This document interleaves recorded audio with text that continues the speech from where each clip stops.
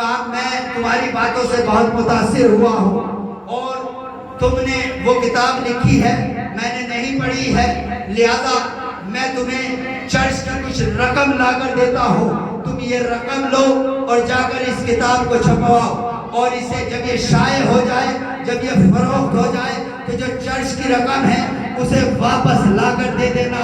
عزیزان محترم، معجزات علی دیکھیے، علی کے نور کس قدر اس کے دل میں ساطع ہوا کہ اس کتاب نے اس قدر شہرت پائی، اس قدر خریداری ہوئی کہ آج 18 زبانوں کے اندر مستقل اس کا ٹرانسلیشن چل رہا ہے، 6 جلدوں میں مشتمل ہے۔ اب سنیے عزیزان محترم کہ اس نے مولا کائنات کی عدالت کو اس طریقے سے پیش کیا ہے کہ بڑے بڑے علماء اس کتاب کو یونیورسٹیوں میں پڑھایا جاتا ہے۔ جارج جرداق کہتا ہے کہ میں نے علی کو پڑھ کے عیسیٰ کو سمجھا ہے۔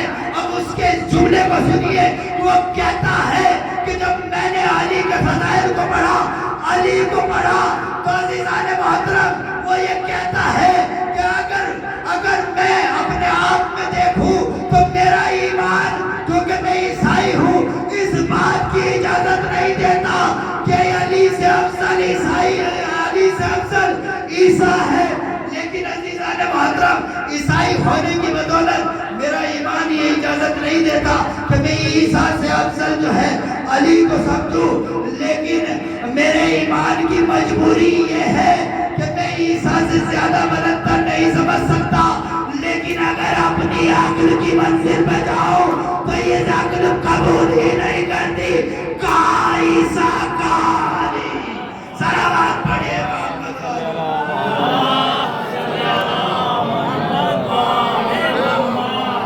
کہاں عیسیٰ اور کہاں علی، یہ ہے علی کے فضائل، یہ ہے علی کا مرتبہ۔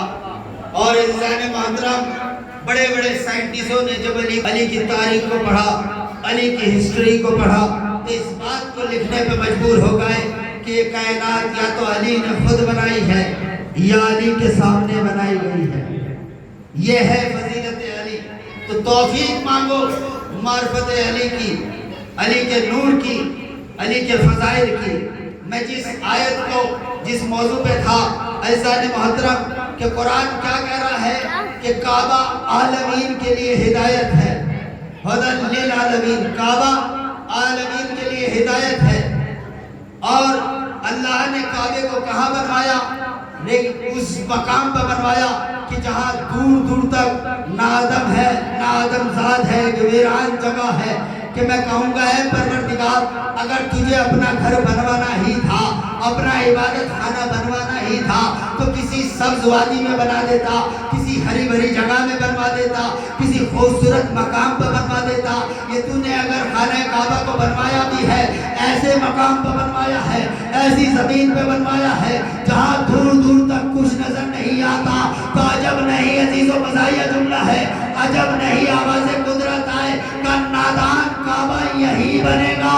اس لیے کہ اگر کسی ہری بھری جگہ یا خوبصورت جگہ کعبہ بنوا دیتا تو یہ کیسے پتا چلتا کہ طواف کے لیے کون آ رہا ہے، پکنک کے لیے کون آ رہا ہے؟ صلوات پڑھیے محمد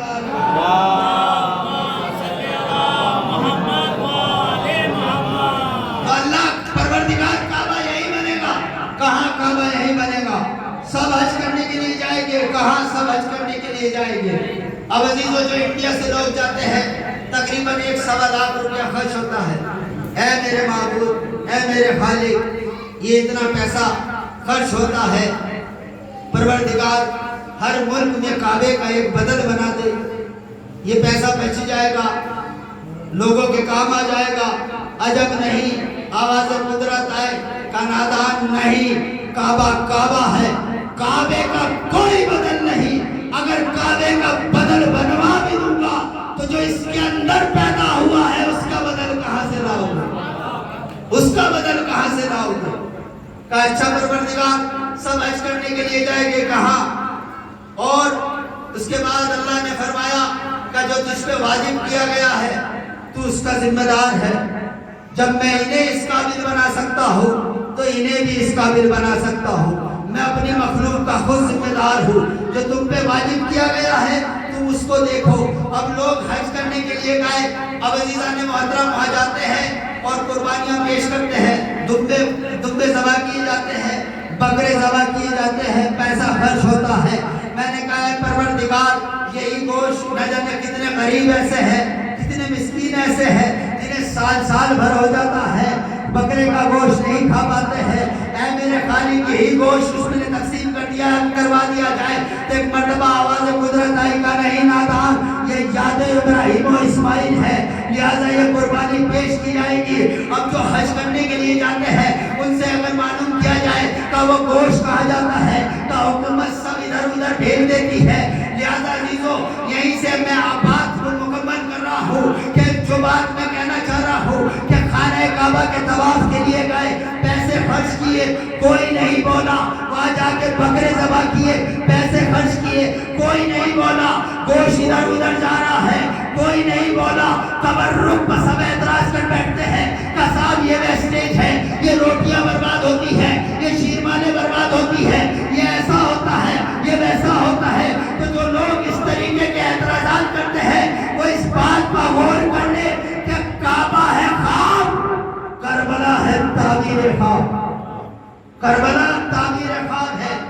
یہ بیچارے غریب سال بھر محنت و مزدوری کر کے امام حسین کے نام کا خیرات کرتے ہیں، تمہارے کنبال کانے توش میں جو ہے زلزلے آتے ہیں، اور اگر یہ تبرک تقسیم کر رہے ہیں، یہ حسین کے نام پر سبیلے لگا رہے ہیں، تو عزیزو اگر امام حسین بھی یہی سوچ لیتے جو آج لوگ طرح طرح کی باتیں کرتے ہیں کہ دنیا کیوں کھائے، یہ دنیا کیوں پیے، تھوڑا سا خون آسمان کی طرف اچھال دیتے، دو چار قطرے زمین پر ڈال دیتے، کہاں جاتا ہے ہمارے دولت؟ لیکن حسین نے ایسا نہیں کیا، یہ دنیا کھائے، یہ دنیا پیے، اور ہم تبرک پر اعتراض اٹھائے۔ عزیزو، اے نوجوانوں، نہ جانے کتنے غریب ایسے ہیں، کتنے مسکین ایسے ہیں جنہیں سال بھر ہو جاتا ہے۔ حسین پتہ کسے کہتے ہیں؟ حسین جو غریبوں کو پالے، جو یتیموں کو پالے، جو مسکینوں کو پالے۔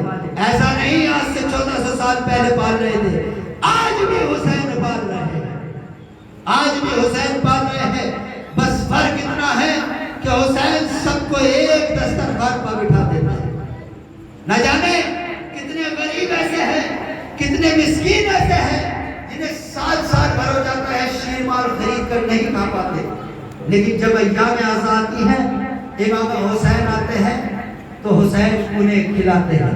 ایک سے ایک عظیم تبرک عزیزان محترم، اگر آپ سروے کیجئے وہ تبرک تقسیم ہوتے ہیں امام حسین کے نام پر، غیر دوسری حکومتوں کے اتنے خرچ نہیں ہے جتنا حسین کے نام پہ تبرک تقسیم ہو جاتا ہے۔